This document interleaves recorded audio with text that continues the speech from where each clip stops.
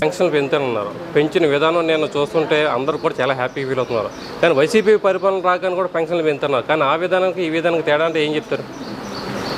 నిన్న రాష్ట్రం అంతా కూడా ఒక పండుగ వాతావరణం నెలకొంది.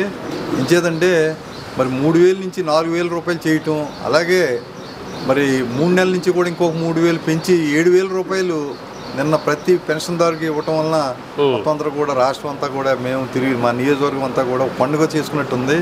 అసలు పెన్షన్ని 200 రూపాయల నుంచి 2,000 చేసిన ఘనత చంద్రబాబు గారికే దక్కుతుంది. ఆ 2,000 నుంచి ఈ 3,000 చేయటానికి దఫదఫాలుగా మరి సంవత్సరానికి 2,500 రూపాయలు చొప్పున పెంచి మరి వాళ్ళందరికీ కూడా ఇచ్చిన హామీని కూడా నిలబెట్టుకోకుండా మరి ఆ రోజున 2,000 నుంచి మేము 3,000 చేస్తామని ఒక దొంగ హామీ ఇచ్చి ఆ రోజున జగన్ రెడ్డి గారు మరి ఆ రోజున అధికారంలోకి రావడం జరిగింది. దీని మీద ప్రజలందరూ కూడా గమనిస్తున్నారు. ముందు కూడా ప్రతి నెల కూడా పెన్షన్దారుకి 4,000 రూపాయలు అందరికీ కూడా వస్తుంది. అలాగే బీసీలకు కూడా 50 సంవత్సరాలు దాటిన అందరికీ కూడా మరి పెన్షన్ ఇవ్వటం జరుగుతుంది.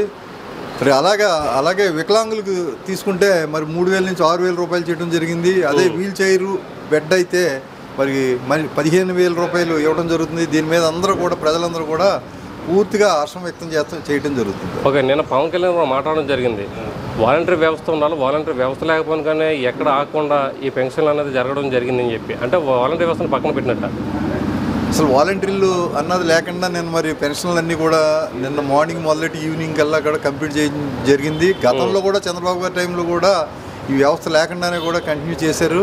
మరి ఈ వాలంటీర్ వ్యవస్థ అన్నది మరి మన జగన్ రెడ్డి గారు ప్రవేశపెట్టడం, వాళ్ళందరికీ కూడా ఏదో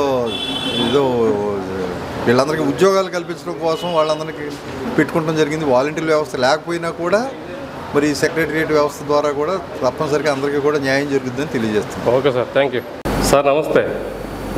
నమస్కారం సార్, వాలంటరీ వ్యవస్థ పక్కన పెట్టి నిన్న పెన్షన్లు ఇప్పించడం జరిగింది. సో వైసీపీ పరిపాలన కూడా నువ్వు విన్ అయితే పెన్షన్లు పెంచుతున్నాను, కాకపోతే 4 సంవత్సరాలు అయితే పెంచారు.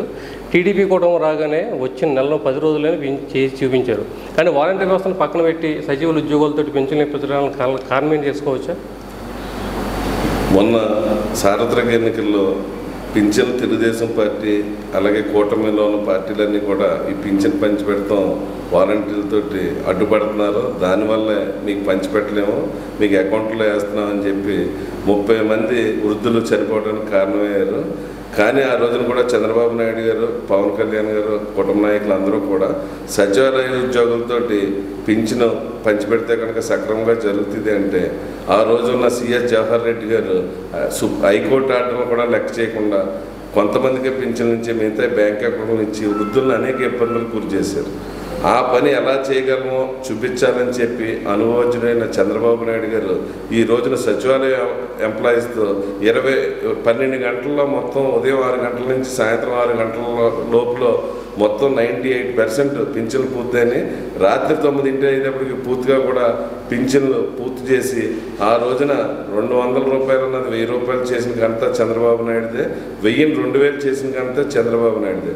కానీ 2,000ని 3,000 చేస్తానని చెప్పి జగన్మోహన్ రెడ్డి సంవత్సరానికి 250 రూపాయలు చొప్పున 5 సంవత్సరాలు పెంచి ఈ రోజున వాళ్ళని నమ్మించి మోసం చేశాడు. మాట తప్పను మడం తెప్పను. కానీ చంద్రబాబు గారు ఇచ్చిన మాట ప్రకారం కూటమి ప్రభుత్వం ఏర్పడిన 15 రోజుల్లోనే 3,000 రూపాయలని 4,000 రూపాయలు చేయటం, అలాగే గత 3 నెలల్లో మీకు బోనస్ 3,000 చొప్పున ఇస్తానన్నది కలిపి 7,000 రూపాయలు కూడా ఈ రోజున ప్రతి ఇంటికి చేరింది. ప్రతి ఒక్క పేదలో కూడా ఈ రోజున పండగ వాతావరణం ఈ రోజున గ్రామాల్లో కానీ పట్టణాల్లో కానీ రాష్ట్రం అంతా కూడా నిన్నంతా కూడా కోలాహలంగా పండగ వాతావరణం నెలకొని ఉంది. అందరూ కూడా సచివాలయ ఉద్యోగులు అందరూ కూడా ఈ రోజున వాళ్ళకి ఇచ్చిన బాధ్యతని సక్రమంగా నిర్వర్తించి అందరికీ సకాలంలో పింఛన్లు అందేలా చేశారు. సార్, వాలంటరీ వ్యవస్థను పక్క పెట్టిన కారణం ఏంటి? అటు మొత్తానికి తొలగించినట్ట, లేదా ఇది ఓన్లీ సచివాలయ ఉద్యోగులతోటి ఇది మొత్తం గత 5 సంవత్సరాలు ఇప్పిస్తారంటారా? ఆ రోజున వాలంటీర్లు అందరూ కూడా ప్రజలను అనేక ఇబ్బందులు గురి చేయడం జరిగింది. ఆ వాలంటీర్ల వ్యవస్థను పక్కన పెడతామన్నది లేదన్నది అది నిర్ణయం చంద్రబాబు నాయుడు గారు తీసుకుంటారు. ముఖ్యంగా ఆ కోర్టుకి వెళ్ళి ఇచ్చిన దాంట్లో సచివాలయ ఉద్యోగులతో పింఛన్లు పంచిపెట్టడం జరగదు అని చెప్పారు. ఎలా జరుగుతుందో కూడా చూపించాలి, ప్రజలకు తెలియజేయాలనే ఉద్దేశంతో నిన్న 12 గంటల్లో కూడా ఇవాళ పూర్తి స్థాయిలో పింఛన్లు పంచిపెట్టడం జరిగింది. నిన్న మార్నింగ్ మొదలుపెట్టిన తర్వాత మళ్ళీ 1 గంట సర్వర్ పనిచేయలేదు. ఇది వైసీపీ ఉద్యోగులు ఉన్నారు, దానివల్లే ఆగిందని చెప్పి టీడీపీ కార్యకర్తలు అంటున్నారు. అది ఎంతవరకు వస్తామయ్యొచ్చు? అది సర్వర్ పని చేయకపోవటం అన్నది అది ఏ విధమైందన్నది కూడా తెలుసుకుంటాం. ముఖ్యంగా 11 గంటల దాకా సర్వర్ పనిచేసిన తర్వాత 1 గంట నుంచి కూడా సర్వర్లు పనిచేసి అదేవిధంగా సాయంత్రం 6 కూడా నిర్వహణగా పింఛన్లన్నీ సక్రమంగా జరిగినాయి. వాళ్ళు ఏ విధంగా సర్వర్లు పనిచేయకూడదో, పింఛన్లు పంచిపెట్టకూడదన్న ఉద్దేశం వైసీపీ నాయకులకు ఉంది. కానీ వాళ్ళ నమ్మకాన్ని వమ్ము చేసి ఇవాళ పూర్తిగా ప్రజలకు చేరినాయి పింఛన్లు. Okay sir, thank you sir. నమస్తే సార్.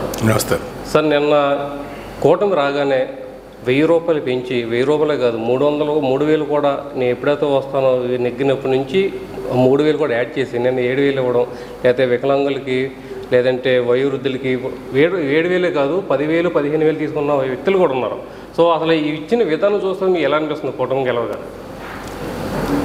నిన్న పెన్షన్ల పంపిణీ విధానం చూస్తే చంద్రబాబు నాయుడు గారు అనుభవం, ఆయన పరిపాలనా దక్షత అన్నీ కూడా కలగలిపి మన రాష్ట్రంలో ఉన్న ఉద్యోగస్తులందరినీ ఒక తాటి మీదకి తీసుకొచ్చి 12 గంటల్లో మన ఉద్యోగస్తులతోటి ఏమైనా సాధించగలము అనే నమ్మకాన్ని ప్రజల్లో కలిగించి సాయంకాలం 6 అయ్యేటప్పటికి 98% ఇవ్వగలిగారంటే అదంతా కూడా చంద్రబాబు అనుభవం, ఆయన పరిపాలనా దక్షత అని గర్వంగా చెప్పుకుంటున్నాం.